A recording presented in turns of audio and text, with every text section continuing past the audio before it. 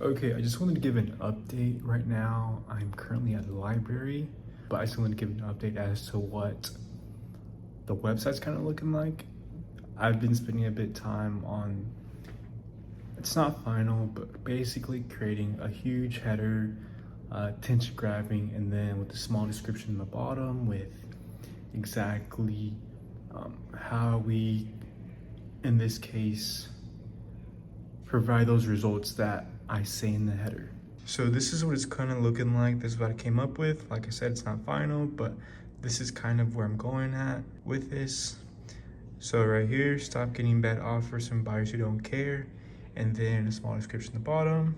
With our personal 5-step process to give you an offer that fits your needs. No low balls, no pressure, just an offer designed by listening and understanding to what you need. And then right now, so I'm trying to fill out a form as to what I want to ask for the information when people fill this out. And this is where I'm kind of thinking.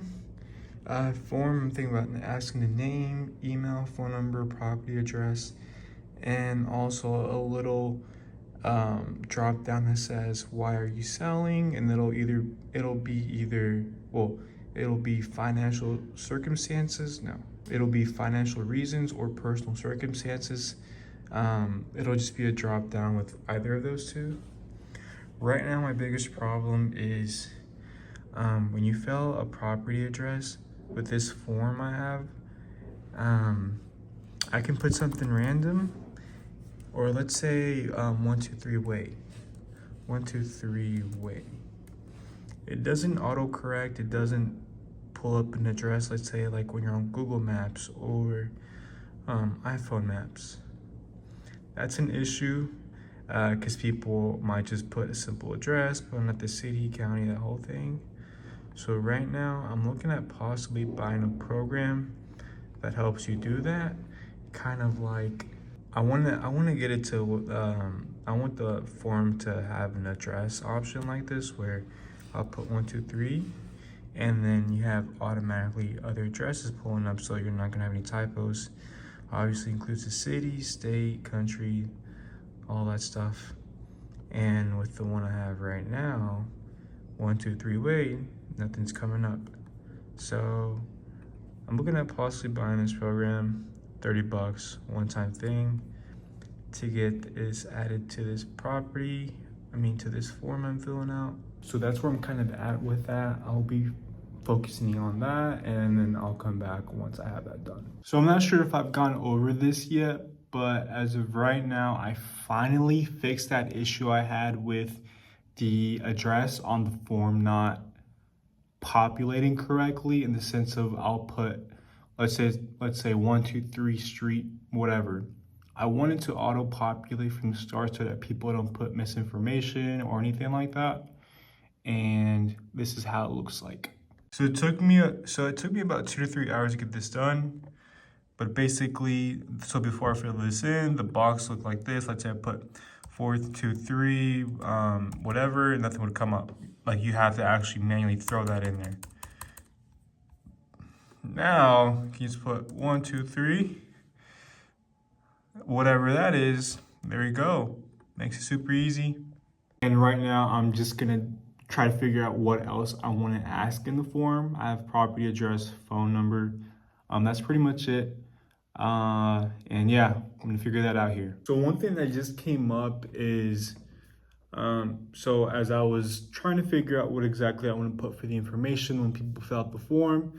So right now I have name, email, property address, phone number, and an option that says, why are you looking to sell? And it says either financial reasons or life changes. I was starting to think like, okay, so the goal of this website is to generate a shit ton of leads, thousands on thousands, month to month.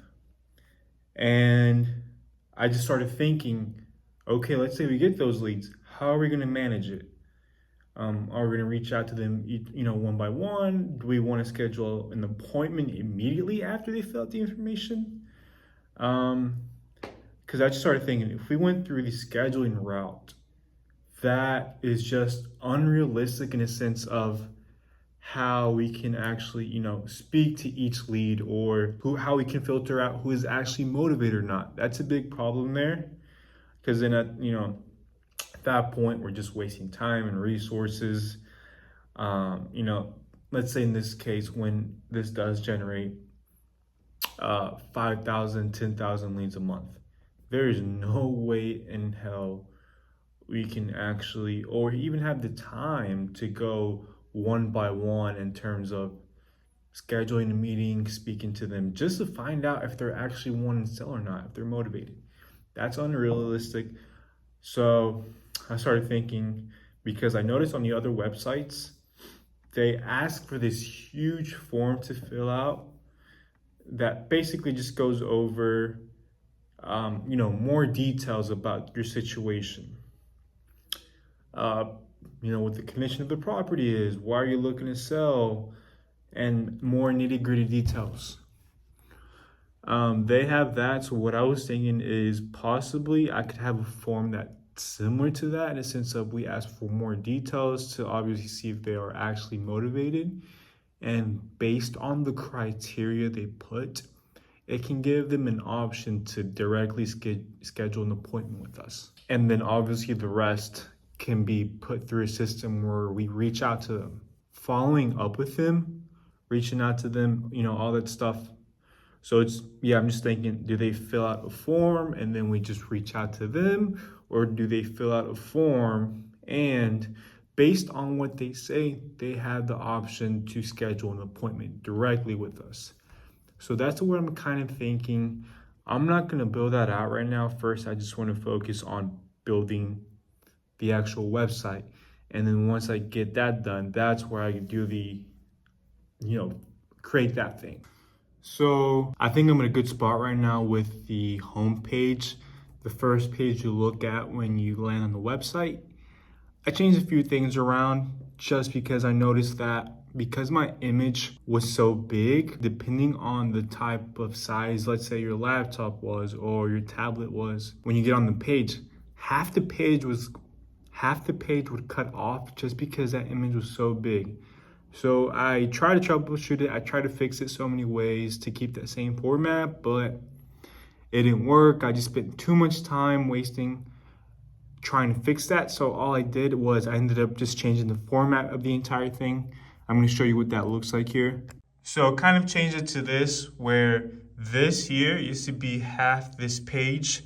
These this header and this little paragraph used to be on this side of the page, but I came across the issue where, depending on the size of the laptop you had, half of this would be cut in half because the actual system, or I don't know how you want to say it, but the back end of things would not register that. As the page gets smaller, you want this to resize depending on that. So an example is, let's say I minimize this, and look at this.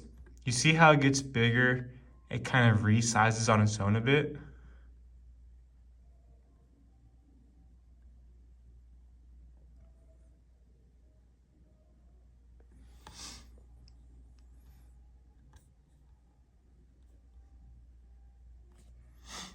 Okay, so actually when I was adjusting the window, it was still causing the same issue. Well, it was causing another issue where the wording, you just saw it right now, the wording